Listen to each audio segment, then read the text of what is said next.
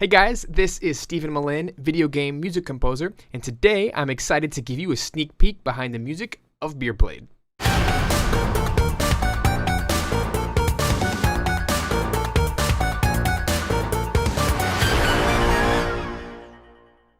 Beerblade is a 2D platformer inspired by Super Nintendo and Game Boy Advance legends.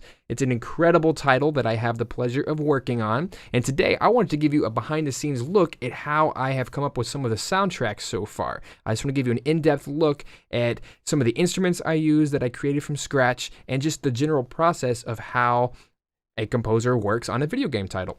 So, before we get started, I wanted to highly recommend, if you're interested in checking out more of this title, check out the Twitter account for the development team. It is @BeerBladeDev. That's on Twitter. And as you can see, there's lots of screenshots and videos. And you can also go over to their Tumblr, which is beerbladedev.tumblr.com, where they have oodles of really cool screenshots and videos and all that fun stuff. We are currently working on the demo, which we're hoping to launch in the next couple months. So stay tuned for info on that. So without further ado, let's take a look at some of the music here. Now you'll notice I write everything in Logic generally, and so far I have quite a bit of music in here. So every tab up there is a different track. And what I like to do is I like to keep all of my revisions from all the tracks.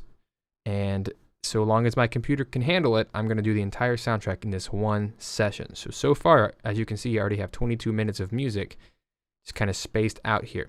And if you were to go up to my tempos and my markers, you can see how I just have lots and lots of organization techniques for how I keep track of all this stuff, including my time signatures and those kinds of things. This is where I think Logic excels in its organization. You'll notice on the left, I have all the instruments that I have created so far for the game. And the way that this process worked for me, at least with this title, when I was first asked to write some of the first tracks for some of the levels, what I did is I took about 2 weeks where I came up with my own instrument palette. Now, I have some other videos that I've already explained how I create 16-bit sounds in that style of Super Nintendo. So check those out if you want more information on the specifics. But essentially what I've done is I've gone through, for example, this bass over here. I find things maybe in the EXS-24 sampler or in some of the synths or in some of the orchestral instruments from the Contact,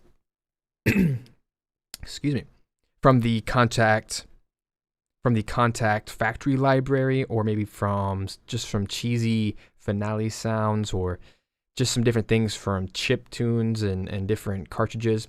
I do think it's very important to always create your own sounds from scratch. So what I do is I take those sounds and I manipulate them with bit crushers and with EQs, those types of things, distortion, and I mix them to where they sound like they're straight out of Super Nintendo. And one of the final touches is I always add a tape delay of about a 16th note, a very small amount. And you'll notice how it's only 70% dry, 21% wet. So it's not very much, but as you can see, if I were to just play any one of these tracks,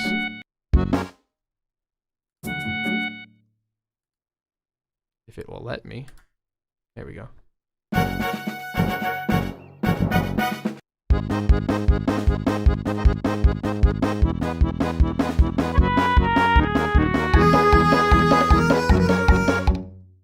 You can hear there's a very clear delay on all of the instruments. And so for today's purposes, I wanted to specifically go over here to my most recent track, which is The Village. If I can find it again, there's so much to scroll through here. There it is. And you'll notice it's not very big, but it says Village. So if I get lost, I can always go to my markers, find where it says Village, and color code it and all that fun stuff. I haven't quite gotten that far since it's brand new as of just a few days ago. So over here, I'm gonna go ahead and slap, oh there it is, yeah. I'm gonna go ahead and slap on my looper, which allows me to just stay perfectly within that one track without getting too unorganized. So what I want to do first is I want to show you just a little bit of the game demo, still under So a work in progress. So what I have is I'm running on a Mac right now. I'm going to switch over to Windows by using Parallels.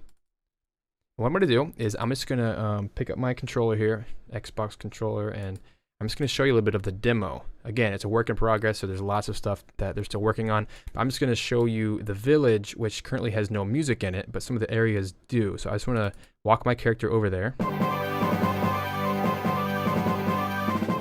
Give you a sense of how this game's looking so far.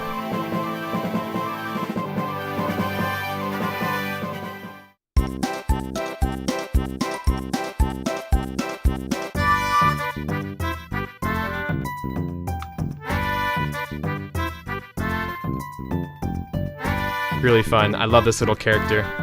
He is the main character, Beardblade. So I'm gonna go over here to, I think this is our village. Yeah, so you'll notice that there's no music in here yet, but I have my main character, Beardblade, who can jump and fly with his beard, which I absolutely love. And his beard also turns into lots of cool things like a fist or a sword or a mace. And check out their devlog on Twitter or on Tumblr to see all the different upgrade powers and stuff he gets. Kind of like in Super Mario, how you have the fire flower and the cape and stuff that lets you transform to different things. And so you'll notice that with no music, it feels very lifeless, and it's amazing how much music impacts an environment. So this is what I got just last week when I was writing this track. And I had to come up with, okay, what do I want this to sound like? Now, they're really good about giving me some temp music and some example tracks. And this game is heavily inspired by Donkey Kong Country and Super Mario World, which are two of my absolute favorite soundtracks and games of all time. So that's an easy thing for me to reference because I have them all memorized.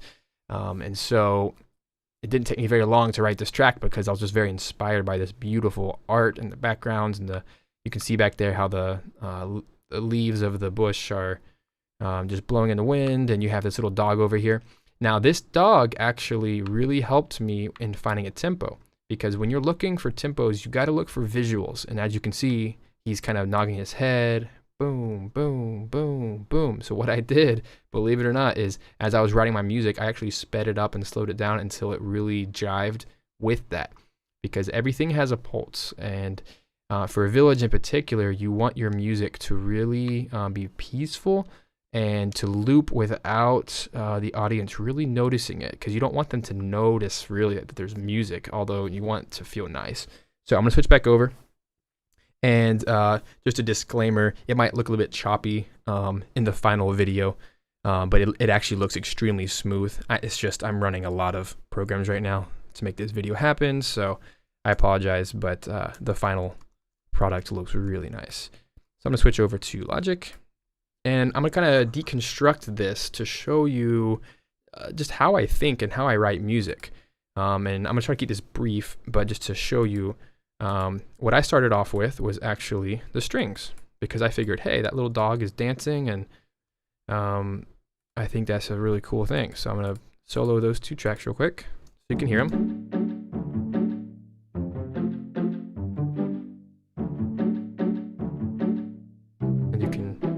Let me do this real quick. I'm going to set the looper. Just loop that little piece right there.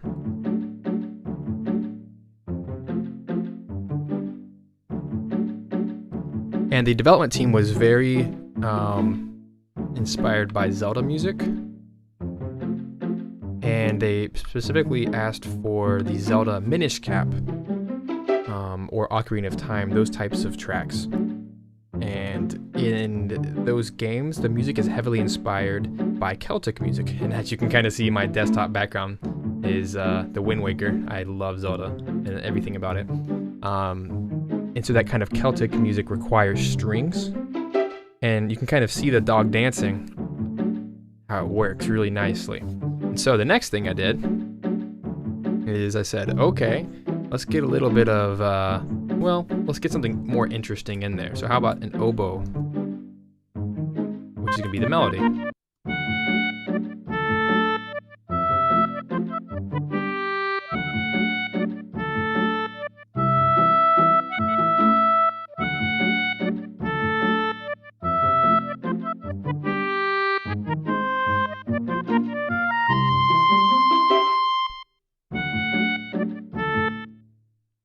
And then I said, okay, that makes a really nice A section. So how about I come up with a B section? So I came over this way.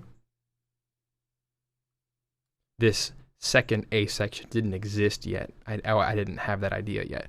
What I'm going to do is just solo those instruments, which are strings. Heck, I'll just play that section. But I am going to mute the percussion because that changes things a little bit. So here we go.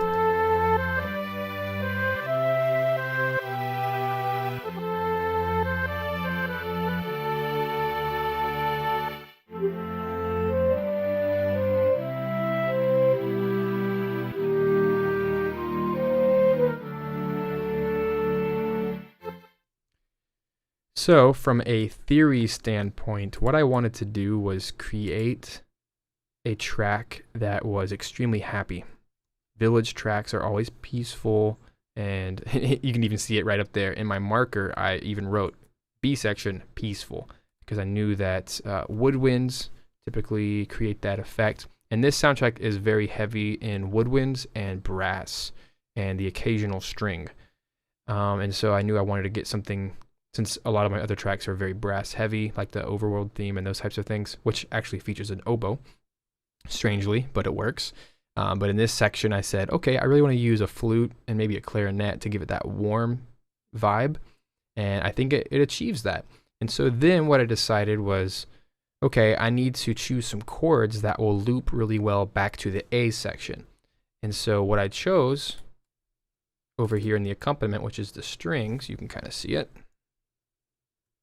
I'll go to this little last section. You'll notice that this B section starts on a this B section starts on an F major chord, which is the 4 or the subdominant of the A section, sort of.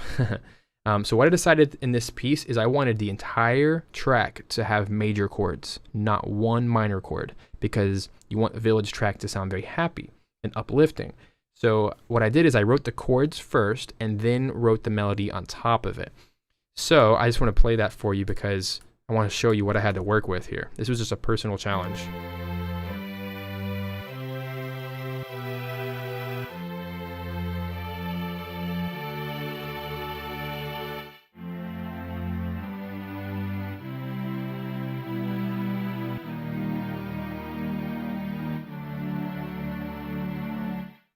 So I specifically added this last little part because that to me is the Zelda chord, which is, in theory terms, it's a resolution right here, and then we'll resolve down a half step.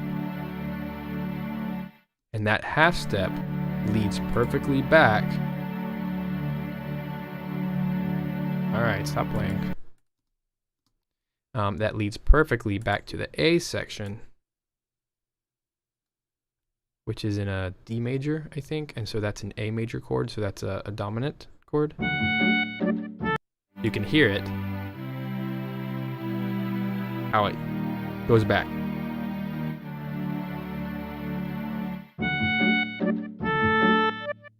Ta-da! And that's an old trick in the book right there for creating music that loops really well. And then I'm going to add these back in there. And then what I decided was, okay, now that I have a nice structure, the team specifically asked for a minute of music, and at that point, it only had about 40 seconds. And so I had to come up with 20 more seconds of music. So I decided, okay, you know what? That A section is really nice. Let's flesh it out a little bit more.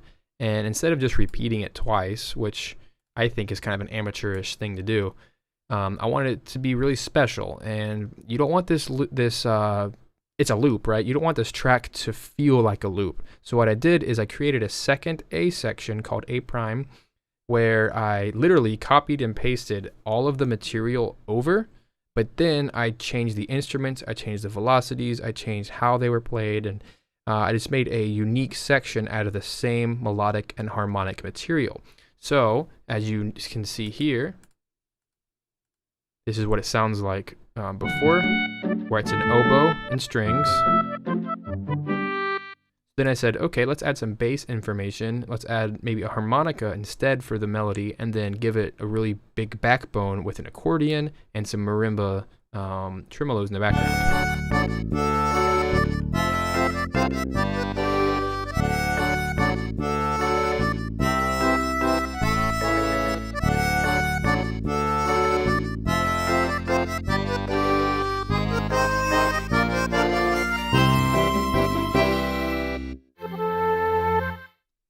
Cool. And so you notice how it's just a complete duplicate, but with changed instruments and some slight alterations to the kind of the sub content. And then what I like to do is generally the last piece, I think, to any energetic piece of music, an uplifting track like this, is you need some sort of percussion. You need something to really give it some energy so it doesn't feel very long. And again, the whole idea is you don't want the audience to notice very much. So one of my favorite tricks is to use a shaker. It's amazing what it does. As soon as you activate a shaker and you put it in there, and it's identical. It's one little measured loop for the entire piece. But as you notice, like right here in this transition spot, where all the other instruments are dying away, the shaker continues. It's the one piece of glue that glues the sections together. What it does is it gives a little bit of motion and it encourages the player to move instead of stay still and listen to the nice peaceful music. And then one final touch is I added some bongos and some harp to the B section just to give it a little bit more of a character change and to add to the energy.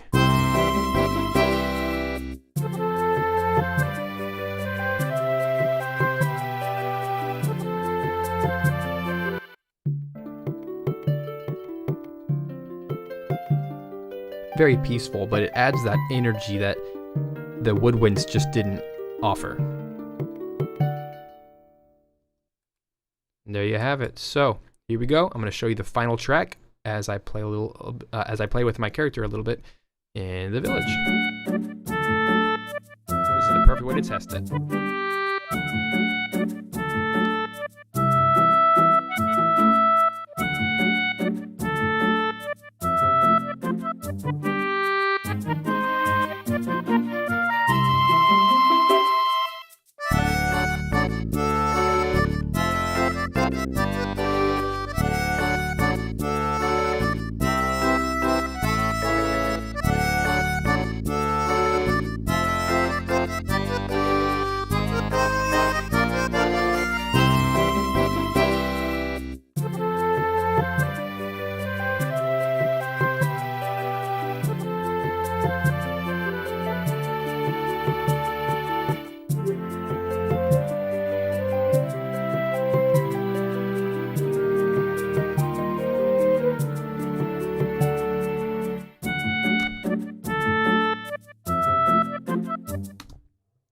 There you have it, folks. That's how I write music for this game.